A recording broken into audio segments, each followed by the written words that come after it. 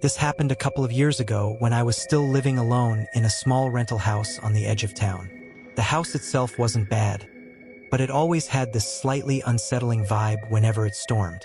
Something about the wind echoing through the cracks and the old wood creaking made me feel like I wasn't actually alone. That night, it had been raining since late afternoon.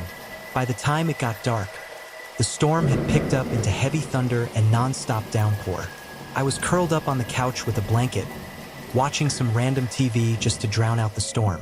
The rain was hitting the windows so hard that it almost sounded like someone knocking over and over again. Around 9 o'clock, the power flickered once, then twice, before finally going out completely. I wasn't too surprised. The neighborhood had a history of losing power during storms, but it immediately made the house feel about 10 times darker and quieter than before. I grabbed my phone to use as a flashlight and decided to just head to my bedroom and wait it out. As I walked down the hall, I thought I heard something.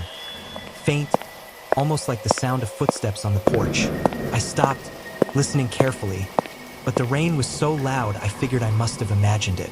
That was until I passed the front door. Through the narrow window next to it, I could barely make out the shape of a person standing in the pouring rain. They weren't moving. They were just standing there, facing my house. My stomach dropped instantly. I froze, hoping maybe it was just a shadow. But then lightning flashed and lit up the whole yard. It wasn't a shadow. Someone was definitely out there. I didn't want to make any noise, so I slowly backed away down the hall and locked myself in my bedroom. My first thought was to call 911, but the storm had killed my cell service. I had no signal at all. At this point, I was trying not to panic, but then came the sound that nearly made me stop breathing. The front door handle jiggled once, then again harder. Whoever was out there was now trying to get inside. My heart was pounding. I crouched down next to my bed, clutching my phone for light even though I knew it made me a target. I tried to stay as quiet as possible.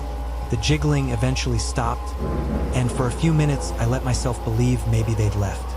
But then I heard the creak. It was the back door.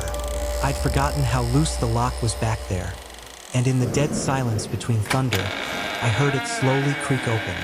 Whoever this was, they were inside my house now. I stayed crouched, too scared to even breathe. The sound of wet shoes dragging across the hardwood echoed through the hall. They weren't rushing. They were moving slow, like they wanted me to hear them. Eventually, they stopped right outside my bedroom door. I swear I could see the faint shadow of feet under the crack. Then, a man's voice, low, calm, almost whispering, "I know you're in there." I don't remember exactly how long I sat frozen, but eventually, I heard sirens in the distance. Maybe a neighbor had seen something, or maybe it was pure luck.